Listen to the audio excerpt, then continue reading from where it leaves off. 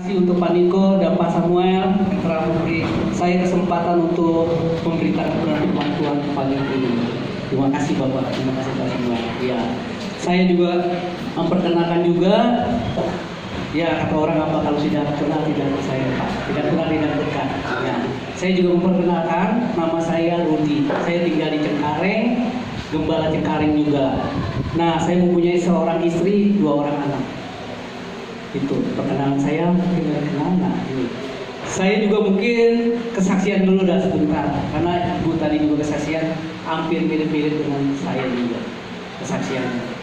Ya, saya sudah perkenalkan diri, saya juga mensaksikan bagaimana kehidupan saya sampai saya jadi begini. Itu semua bukan karena kuat saya, itu karena kasih karunia. Secara manusia saya juga nggak mampu untuk di sini. Secara manusia juga tidak mau saya ini, tapi karena Tuhan telah mengangkat kita, karena Tuhan kesempatan kita harus lakukan. Nah, itu. Saya cerita kalau dari awal panjang, mungkin nggak bisa kelar, tapi saya mulai dari kehidupan rumah tangga saya aja. Ketika saya menikah sama istri saya, begitu saya tinggal di rumah mertua, Pondok Indah, mertua Indah. Begitu married saya di rumah mertua, terus sudah gitu, terus pas anak saya hamil, istri saya hamil, melahirkan umur 40 hari, saya pindah rumah ke Cengkareng. Gitu. Dibilang Cengkareng itu tempat jin buang anak, sepi, sunyi, senyap, ya udah itu. Ya tapi itu rencana Tuhan. Saya mengucap syukur, itu rencana Tuhan. Kita ditinggal di situ rencana Tuhan. Karena waktu itu saya ada 2 pilihan, di Palem atau di Cengkareng itu. Tapi Tuhan tetap kita taruh di Cengkareng. Ya, saya mengucap syukur. Secara manusia kita kadang-kadang nggak beruntung sih kok. Kita ditinggal yang terpencil, menakan yang di Palem lebih enak. Tapi itu ada rencana Tuhan. Begitu kita berjalan, kita ikutin proses Tuhan, itu ada rencana Tuhan. Karena rencana Tuhan apa? Uang bayaran di sekolah kita lebih murah di Cengkareng daripada kita di Palem. Nah, itu. Dalam proses rumah tangga kita, waktu anak saya lahir umur 6 bulan, tiba-tiba anak saya kena penyakit yang paling gede itu sekarang Jeremy kena penyakit paru-paru. Jadi ada plek paru-parunya, udah ke dokter manapun kita ini. Tapi ada satu dokter, kepala dokter di rumah sakit Usada, dia praktek di rumah, akhirnya saya ke situ. Ketika saya ke situ, dokter itu kasih tahu bahwa ada paru-paru plek. Nah, penyebabnya kenapa? Dia bilang ya macam-macam banyak, dia bilang. Nah, disitulah pergumulan saya. Nah, di situ kita mulai diproses. Secara manusia kita tanya Tuhan kenapa? Kok kita sudah melayani Tuhan kok masih ada Tuhan? Nah itu, kadang-kadang kita kurang peka. Ketika kita sadar bahwa kita hidup itu bukan hanya untuk kita beribadah dulu, pulang selesai, tapi ada rencana Tuhan.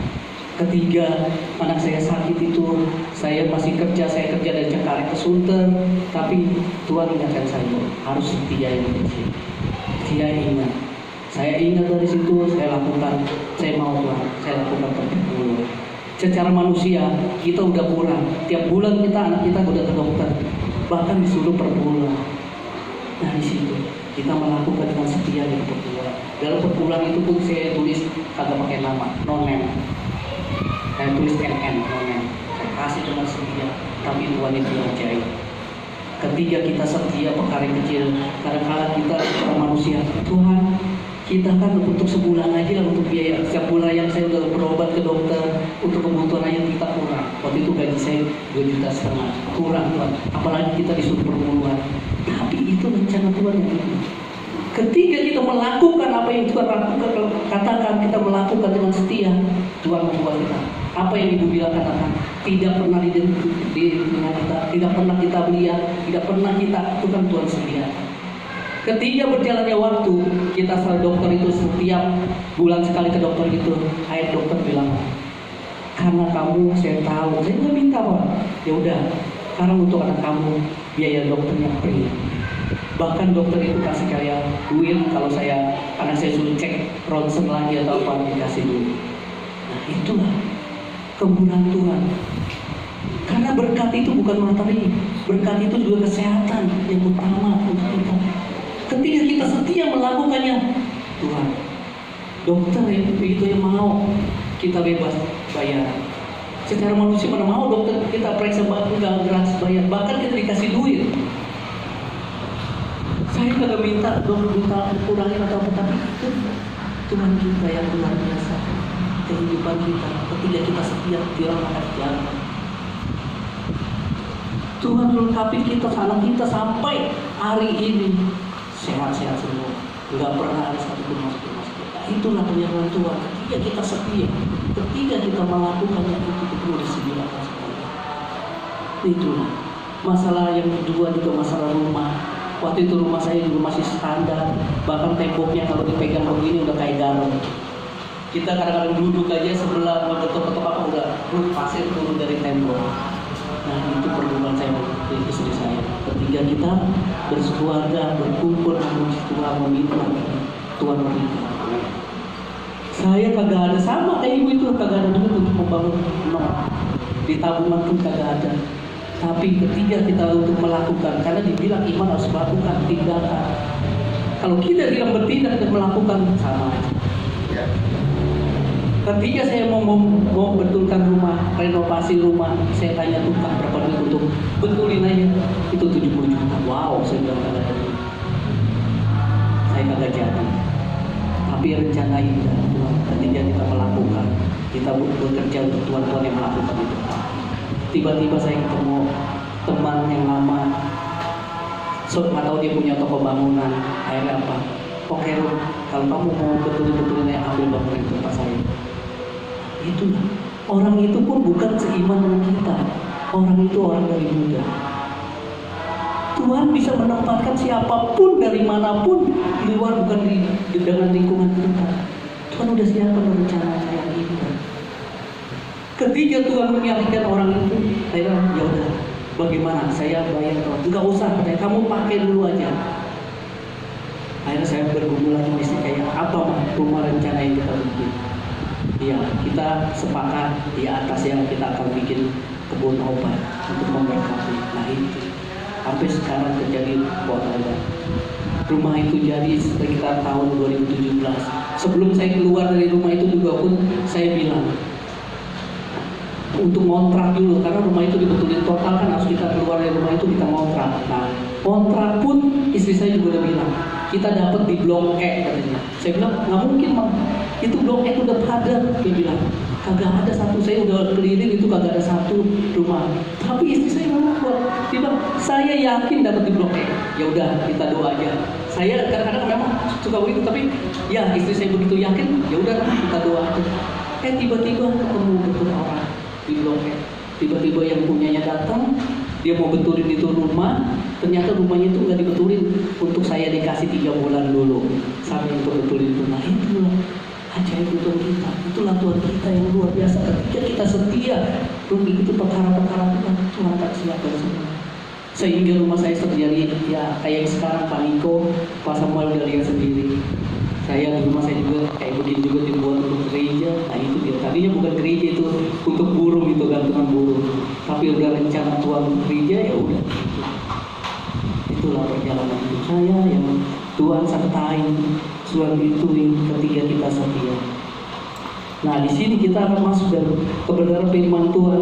Kita baca di Matius 13 sampai 20.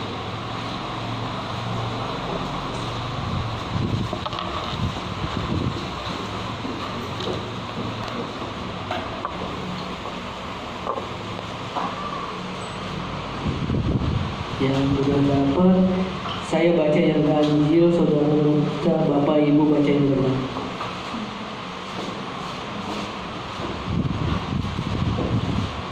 Matius 16 ayat 13, pengakuan Petrus.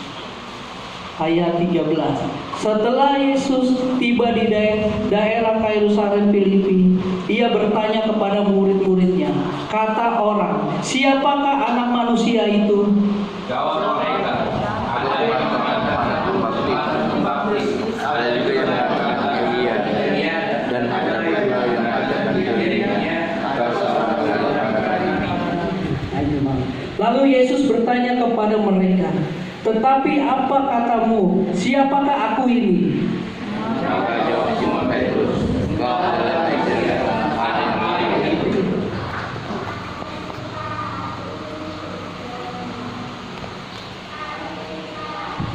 ayat 17. Siap, kata Yesus kepadanya, berbahagialah engkau Simon bin Yunus, sebab bukan manusia yang menyatakan itu kepadamu, melainkan Bapakku yang di surga. Dan aku berkata kepadamu, engkau adalah Petrus, dan di atas batuan ini engkau akan mendirikan aku, dan Allah tidak akan menguasainya. Ayat 19.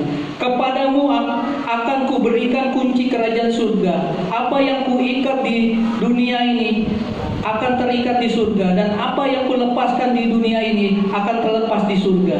Lalu Yesus telah menurutnya supaya jangan memberitahukan bahwa ia Mesias. Nah, di sini saudara-saudara kita lihat pengakuan Petrus. Begitu juga murid-murid Yesus. Ketika kita berjalan dengan Yesus, dia tidak tahu siapa Yesus sebenarnya. Nah, di sini juga mengingatkan kita untuk pagi hari ini kita mengambil di sini ayatnya, Tuhan memberikan otoritas untuk menerima janjinya. Nah, di sini dikatakan, saya ambil di ayat Matius 16 ayat 19, kepadamu akan kuberikan kunci kerajaan surga. Nah, di sini kita berbicara tentang kunci. Kunci itu sangat penting bagi kehidupan kita semua. Kunci itu ada suatu otoritas, suatu kuasa yang Tuhan berikan kepada kita. Bagaimana kuasa itu untuk diberikan kepada kita? Kunci semua itu memberikan. Di sini pun kami saudara-saudara sekalian juga, Bapak Ibu mempunyai kunci kendaraan. Kalau kita nggak ada kunci kendaraan kita nggak bisa jalan. Kunci rumah, kalau nggak ada kunci kita masuk ke rumah. Nah, kunci itu suatu penting bagi hidup kita. Bahkan kalau di ATM pun kalau kita pengen ngomongin kunci, PIN kita nggak dapat apa-apa. Nah, di sini istilah kunci itu suatu penting bagi Tuhan menyatakan di sini, karena di ayat sini dikatakan, di ayat sebelumnya juga dikatakan, ketika kita berjalan dengan Yesus kita tidak mengenal, cuma kita tahu doang Yesus itu, tapi kita tidak tahu, cuma tahu oh iya Yesus, oh iya saya dengar dia itu, oh iya saya dengar dia membuat mujizat, tapi tidak tahu. Waktu saya ke waktu saya ke rumah duka, ketemu teman saya sekolahan juga udah lama, dia tanya, kok saya udah Kristen dari kecil tidak merasakan apa-apa? Ya itu, karena kamu nggak kenal siapa itu Yesus. Kadang-kadang kita Kristen dari kecil, kita merasa, oh kita udah Kristen, udah selamat kok, kita udah Kristen. Nah, ini tidak mengenal. Saya dan istri saya bukan dari Kristen, dari Buddha. Buddha itu mengajarkan kita kasih yang luar biasa daripada kasih yang dari Kristen. Kasihnya kalah sama Buddha untuk kasih. Tapi berjalannya waktu, saya kadang-kadang kok mengapa saya udah bisa, waktu dari SD sampai SMA semua itu saya Buddha. Bahkan istri saya lebih lagi, keluarganya masih Buddha, semuanya tokoh Buddha penitan. Tapi itu adalah rencana Tuhan. Ketika kita berjalan, Tuhan kasih, kok ikut Buddha begini ya. Cuma kita menang dikasih dia doang, tapi lain dengan bentuk kita Kristus. Tidak ada di kunci keselamatan kita. Karena Yesus katakan, hanya Aku lah yang memberi kamu jalan keselamatan. Nah, di sini bedanya. Akhirnya saya masuk ke Kristen. Nah, di situ kita dipulihkan. Nah, di sini dikatakan kunci kita kuasa kita. Bagaimana? Kadang-kadang ketika saya jalan ke bawah, saya lihatin kok yang udah Kristen dari kecil kagak mengalami. Berdua di sini Tuhan kasihkan suatu kunci, suatu kuasa, suatu mujizat. Kenapa kok tidak mengalami? Ya karena merasa dirinya, oh saya udah Kristen dari kecil, saya udah gak perlu lagi karena saya diselamatkan. Salah. Kalah sama orang-orang yang tidak Kristen dari kecil. Oh dia merasakan itu? Ya karena dia merasakan, dia mencari, mau tahu kebenarannya, sehingga ia mendapat suatu mujizat karena dia mau cari. Maka di sini dikatakan Tuhan memberikan kita otoritas untuk menerima janji. Poin yang pertama ya, kita percaya dan mengaku. Bukan saja kita percaya dan mengaku, bisa kita ngomong doang, kita bisa mengaku, semua juga bisa ngomong. Tapi bagaimana Tuhan kita terhadap kita? Kalau kita cuma percaya doang, cuma ngaku iya itu Tuhan Yesus, oh iya Tuhan Yesus yang membuat mujizat, oh iya saya tahu dia bisa menyembuhkan. Tapi kalau kitanya kagak melakukan, tidak masuk untuk lebih dalam, bagaimana? Itu kayak orang buta, katanya doang. Iya, katanya dia udah menyembuhkan. Katanya. Tapi di sini dari siang ini kita diingatkan supaya kita lebih masuk lagi ke dalam rencana Tuhan. Bagaimana Tuhan mau bicara dengan kita? Bagaimana Tuhan mau memberkati kita? Bagaimana Tuhan mengasihi kita untuk otoritas kita? Kalau tidak kita membaca firman Tuhan. Karena firman Tuhan ini ada renungan kita surat cintanya.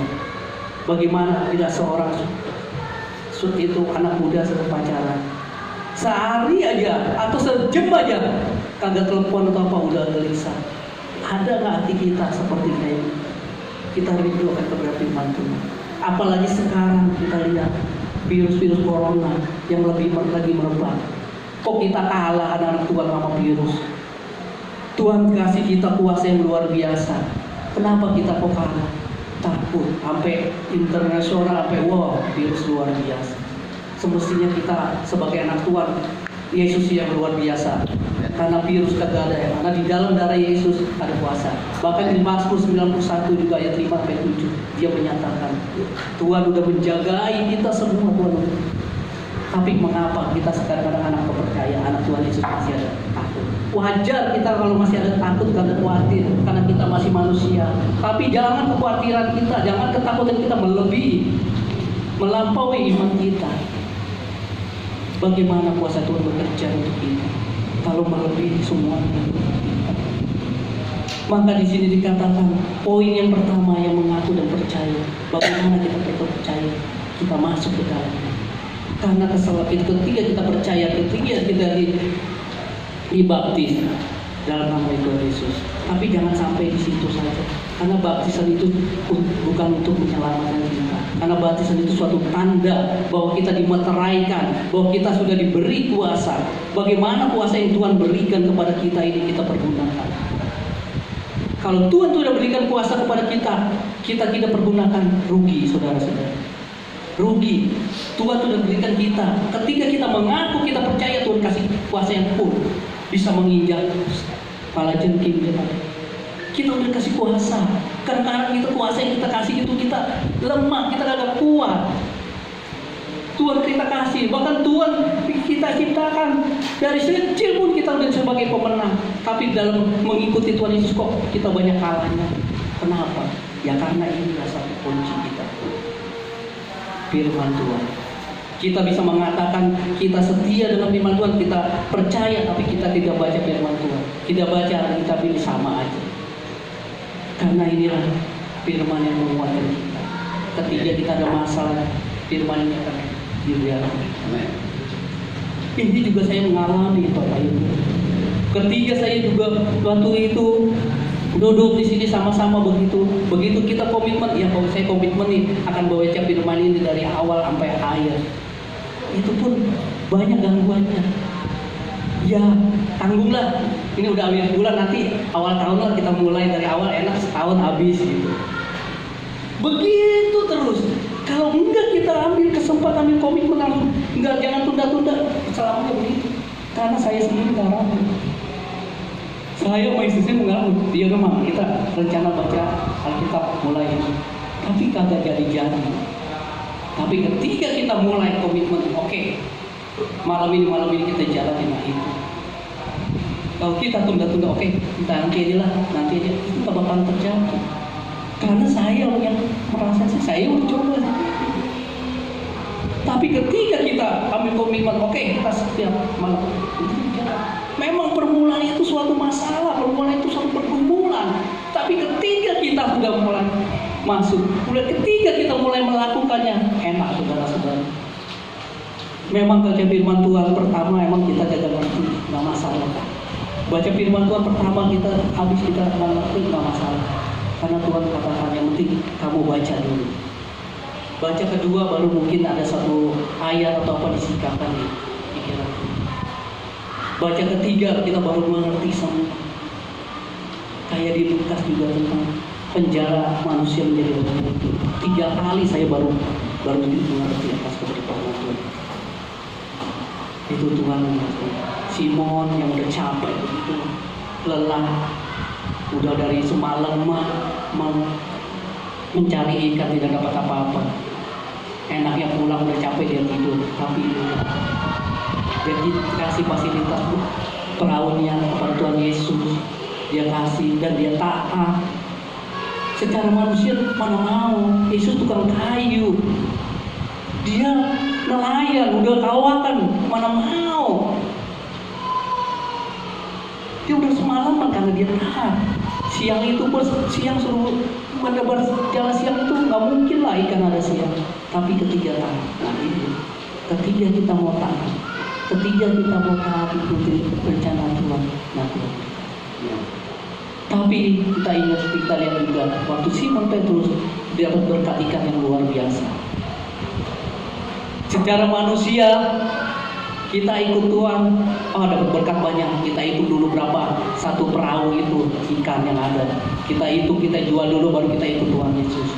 Kita udah jual dapat hasil kita Tuhan Yesus. Tapi kagak sih. Kita lihat dia tidak, dia tinggalkan berkat yang dia udah dapat. Dia ikut Tuhan Yesus. Karena dia tahu Tuhan Yesus adalah sumbernya. Ketika kita ikut sumbernya, kita nggak akan kekurangan. Dia tahu kebutuhan kita, dia tahu apapun keperluan kita, Tuhan udah siap. Nah ini yang menjadi permasalahan kita. Di poin pertama kita percaya dan mengaku. Tapi kadang-kadang ketika kita mengaku percaya, kenapa? Dalam kehidupan Kristen kita, dalam kehidupan kita, kadang-kadang kita banyak kalanya ya, banyak gagal, banyak jatuhnya. Daripada kita menang, Tuhan ciptakan kita untuk jadi pemenang.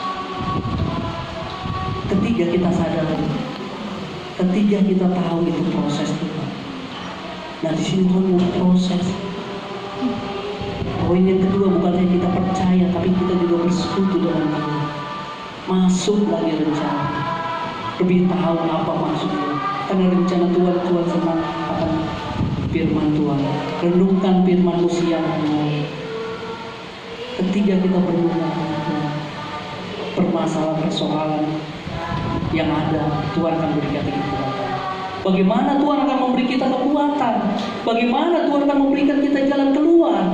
Kalau kita tidak membantu firman Tuhan, tidak mau mengerjakan firman Tuhan, bagaimana Tuhan akan memberi? Begitu juga di kita, sama Paniko, kita tidak kenal, bagaimana? Ketika kita kenal, kita masuk, Paniko. Kita masuk lebih dalam lagi, akhirnya kita ada satu hubungan, terikatan. Nah itu Tuhan. Ketika kita terikat dalam Tuhan, luar biasa. Karena Tuhan udah tahu rencana kita. Kita belum minta doanya, Tuhan udah siap. Itu. Nah bagaimana supaya hubungan itu yang bisa terpuji? Firman Tuhan kita. Kalau kita tidak merenungkan firman Tuhan, kalau tidak kita melakukan firman Tuhan, bagaimana Tuhan kita lakukan?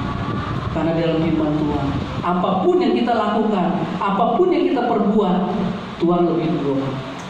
Tuhan bilang, lakukanlah yang kamu lakukan, aku melakukan yang di luar kamu.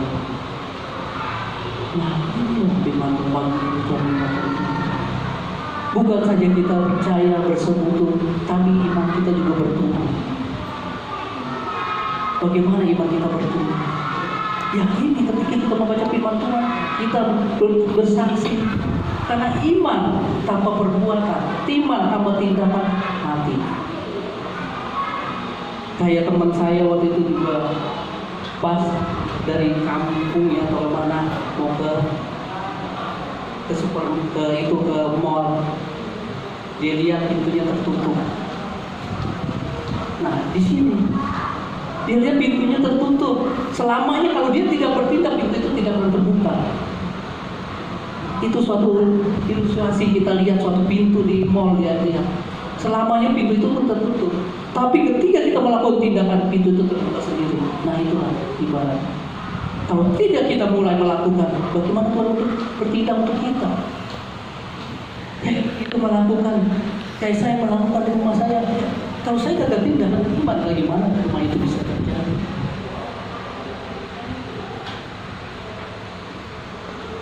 di sini dikatakan iman kita mau menjadi saksi-saksi. Ketiga, iman kita bertumbuh. Ketiga, firman kita melakukan iman kita.